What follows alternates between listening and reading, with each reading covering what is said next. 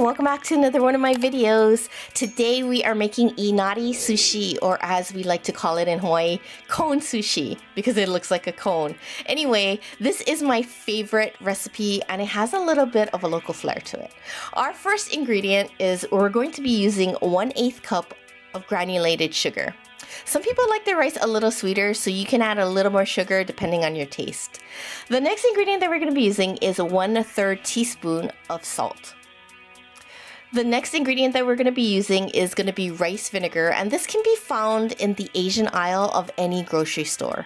We're going to be using 1/4 cup of rice vinegar. What we want to do is we want to mix this really well. We want to make sure that this sugar dissolves into this mixture. We want it to kind of look like this. We're going to put this on the side because we're going to work on our rice. This is 3 cups of cooked rice.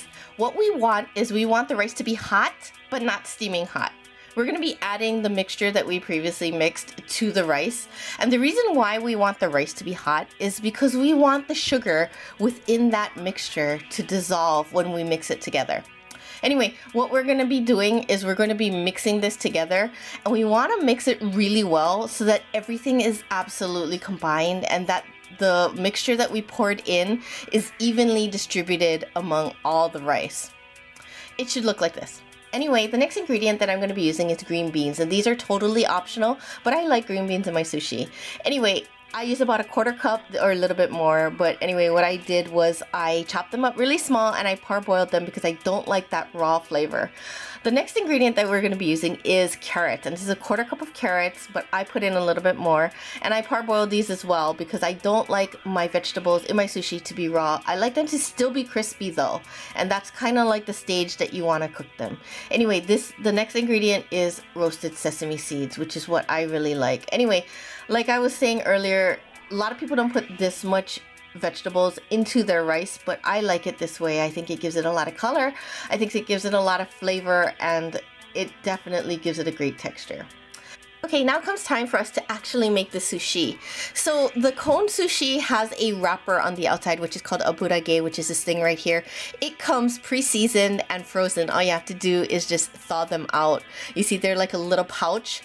What we're going to do is we're going to get a little spoon and we're going to put some of that rice mixture into the wrapper. You can put as much rice in there as you want, or as little rice as you want. This one is a little bit on the small side. It can actually fit a lot more rice if you wanted to. Anyway, what we want to do is we want to make sure that the rice is packed in there. So we're going to push it down just a little bit, just because we don't want it to come apart when you bite into it. At the end, what you might want to do is you might want to sprinkle it with sesame seeds to garnish it a little bit. And this is kind of what the finished product looks like. These are perfect for potlucks, family parties. They are so tasty. They are so easy to make. Anyway, thank you very much for watching.